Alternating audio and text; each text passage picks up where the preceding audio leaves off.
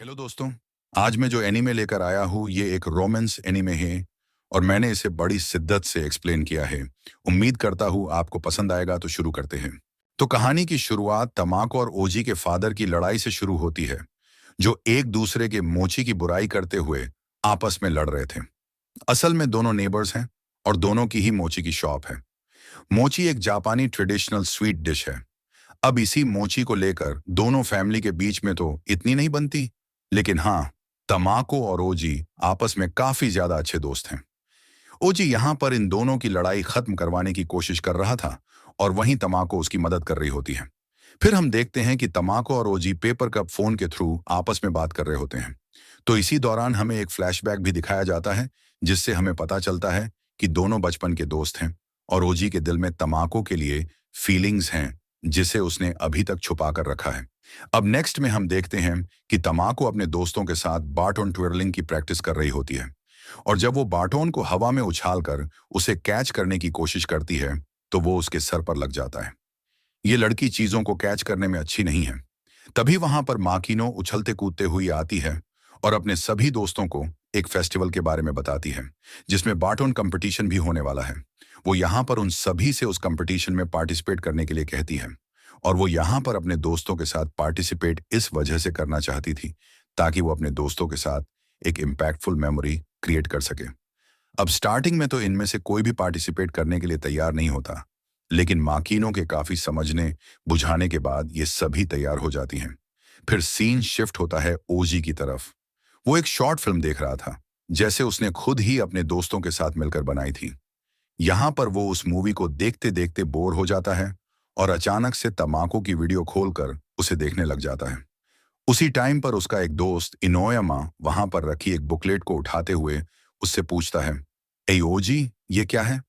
ओजी उसे बताता है कि वो फिल्म मेकिंग की स्टडी करने के लिए उसने टोक्यो की यूनिवर्सिटी में अप्लाई किया है। ये सुनकर उसके दोस्त हैरान हो जाते हैं और कहते हैं, ऐसे तो तुम तमाको से दूर हो जाओगे। ओजी खोए हुए अंदाज में कहता है, हाँ, इसीलिए तो मैंने डिसाइड कर लिया है। उसके दोस्त पूछते हैं, आखिर तुमने क्या डिसाइड कर लिया है? ओजी कहता है, नहीं नहीं, कुछ खास नहीं। फिर सीन यही कट हो जाता है। अगले दिन दिखाया जाता है कि स्कूल की छुट्टी हो चुकी थी। तमाको अपने दोस्तों के साथ घर के लिए निकलती है और तभी रास्ते में सियोरी सबसे उनके फ्यूचर प्लान के बारे में पूछती है कि हाय, स्कूल के बाद सब क्या करोगे?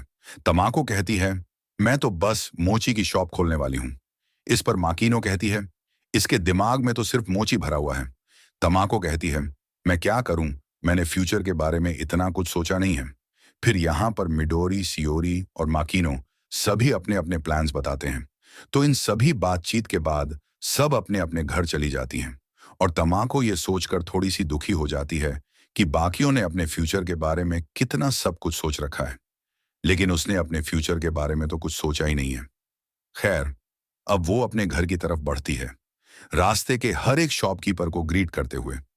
रास्ते में ही एक कॉफी शॉप पड़ता था, तो आज तमाको उसके अंदर चली जाती है। ओनर का नाम होता है हिरोशी। वहां पर बैठे बैठे तमाको कहती है, काफी चीजें बदल गई हैं और अब मैं हाई स्कूल के थर्ड ईयर में हूं। इस पर हिरोशी कहते हैं, प्रेजेंट हमेशा पास्ट से अलग होता है और यही लाइफ को बेहतर बनाता है और सेम टाइम पर सैड भी। और यही साइड में हर दिन लाइफ को एक नया फ्लेवर भी देती है। सीन चेंज होता है ओजी की तरफ। वो भी स्कूल से घर आया था। तभी उसके पापा उससे मुंह फुलाकर वापस अंदर चले जाते हैं।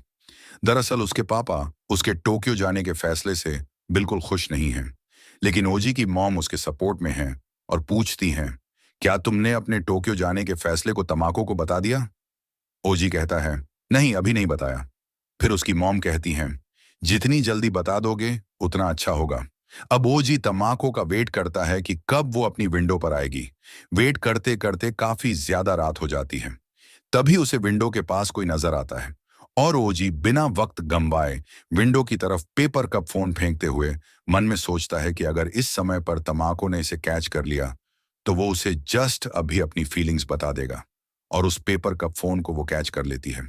ओजी अपनी फीलिंग्स बताने ही वाला था कि तभी दूसरी तरफ से आवाज आती है, मैं तमाको की छोटी बहन हूं। ये सुनकर बेचारा ओजी अपसेट हो जाता है। अब डिनर के बाद ओजी नहाने के लिए निकलता है। तभी रास्ते में उसकी मुलाकात तमाको से हो जाती है। तमाको कहती है, मेरी बहन ने बताया तुमने पेपर कप फोन फेंका था। क्या कुछ बताना था तुम्हें? ओजी नर्वस हो जाता है और कहता है, कुछ खास नहीं। फिर तम्मा को बताती है कि नेक्स्ट मंथ होने वाले फेस्टिवल में वो सब पार्टिसिपेट कर रहे हैं और कल उनकी प्रैक्टिस है। तो तुम प्रैक्टिस के समय आ जाना, मुझे थोड़ा चेयर अप करने के लिए। ओजी कहता है, ठीक है। अब घर वापस लौटते समय ओजी यही सोच रहा था कि आखिर वह तमाको को टोक्यो जाने वाली बात कैसे बताए। अगले दिन तमाको अपने दोस्तों के साथ प्रैक्टिस कर रही थी और ओजी वहां पर आकर बाहर ही उसका इंतजार कर रहा था।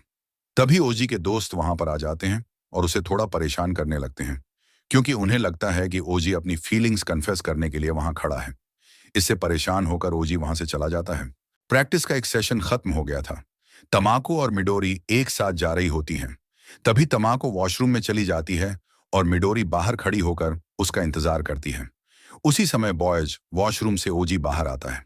मिडोरी कहती है, ये सब क्या चल रहा है? तुम हर समय तमाको को घूरते क्यों रहते हो? क्या उसे पसंद करते हो? ओजी कहता है, नहीं नहीं, ऐसा कुछ नहीं है। वह बताता है कि वह कॉलेज के लिए टोक्यो जा रहा है और यह बात तमाको को बतानी है। मिडोरी पूछती है, आखिर यह बात उसे कब बताएगा? दोनों रॉक पेपर सीजर खेलते हैं, जिसमें ओजी हार जाता है। मिडोरी उसे धमकाती है कि वह आज ही तमाको को यह बात बताए। तभी वॉशरूम से तमाको बाहर आती है और पूछती है, आखिर ये सब क्या चल रहा है? मिडोरी कहती है, ओजी तुमसे कुछ जरूरी बात करना चाहता है। तमाको कहती है, ठीक है, स्कूल के बाद घर साथ जाएंगे, तब बता देना। अब तमाको और ओजी एक साथ घर जा रहे होते हैं। रास्ते में एक नदी के पास दोनों रुकते हैं। बचपन में वे अक्सर इस जगह पर आया करते थे।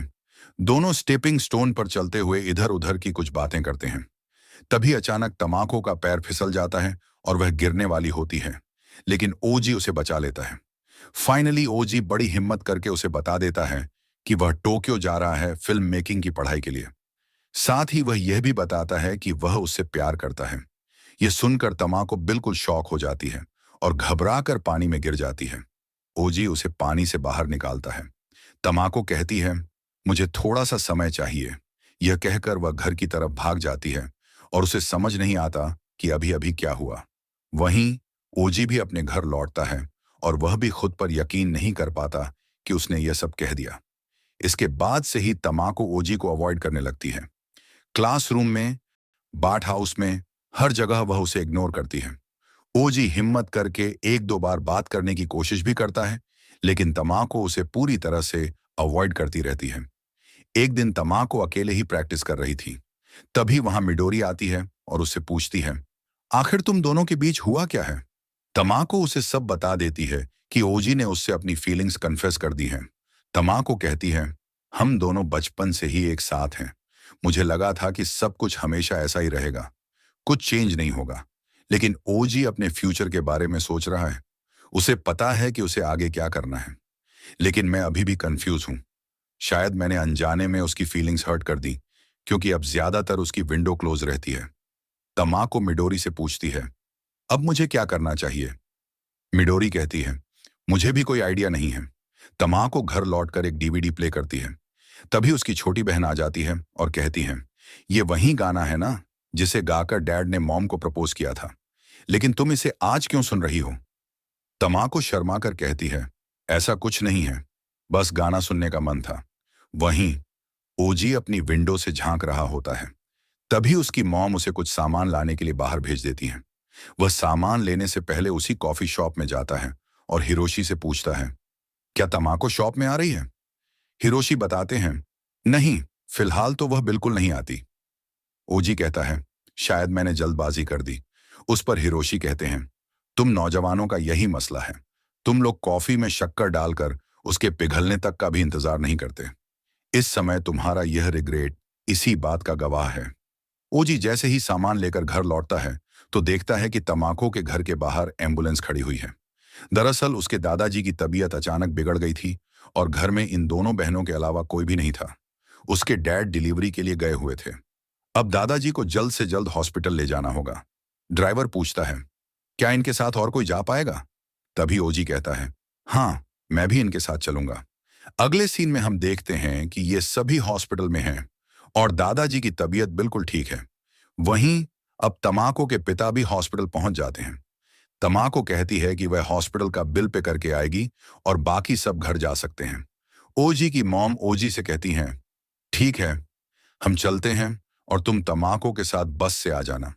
तमाको की डेट भी यहाँ पर रुकने की जिद करते हैं, लेकिन ओजी के पेरेंट्स उन्हें घर घसीट कर अपने साथ ले जाते हैं।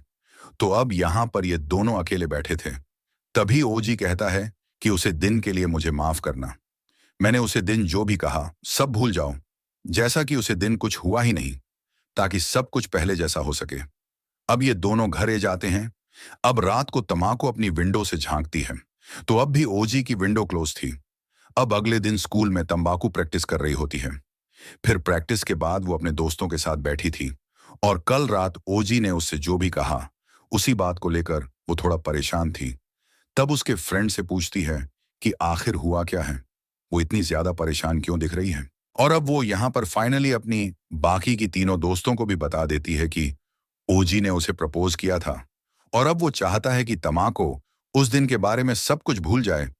और अब यहाँ पर इस बेवकूफ लड़की को रियलाइज हो रहा है कि वो भी ओजी को लाइक करती है, क्योंकि वो उस दिन के बारे में कुछ भी भूलना नहीं चाहती है।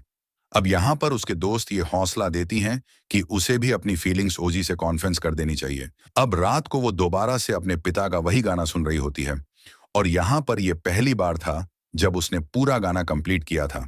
गाने के एंड में एक वॉइस नोट होता है जो कि उसके मॉम का था और वह कहते हैं कि मुझे माफ करना, मैं उसे दिन भाग गई थी। और फिर वो गाना गाकर तमाको के डैड से अपनी फीलिंग्स बता देती हैं, जिससे हमें पता चलता है कि तमाको की तरह ही उसकी मॉम भी कन्फेशन के बाद भाग गई थी और उन्हें भी अपनी फीलिंग्स के बारे में बाद में रियलाइजेशन हुआ था, बिल्कुल तमाको की तरह।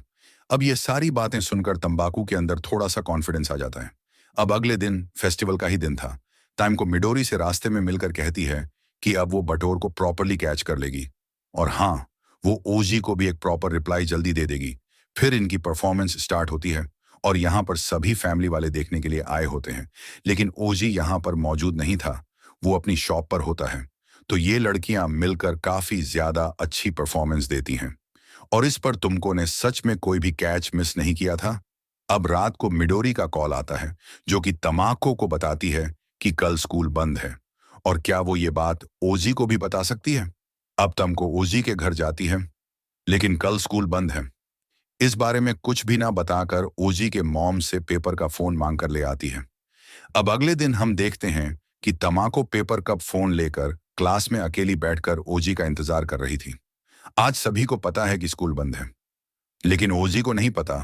तो तमाको को लगता है कि ओजी आएगा, लेकिन तभी वहां पर मिडोरी आती है और कहती है कि मैं तुम्हारे घर गई थी और तब पता चला कि तुम यहाँ हो, ओजी का इंतजार कर रही हो, वो नहीं आएगा। अभी थोड़ी देर पहले मेरी उससे मुलाकात हुई, उसने अपना मैन बदल लिया है, वो मूव ऑन कर गया है और आज वो टोक्यो जा रहा है, उसका ट्रांसफर हो चुका है।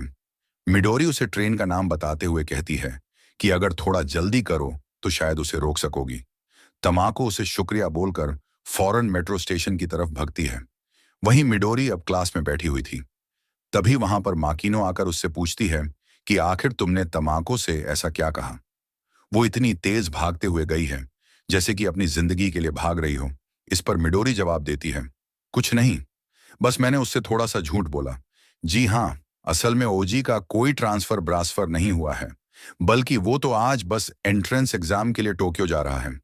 वही दूसरी तरफ हम देखते हैं कि तमाको स्टेशन पहुंच गई होती है और ओजी को हर जगह ढूंढती है।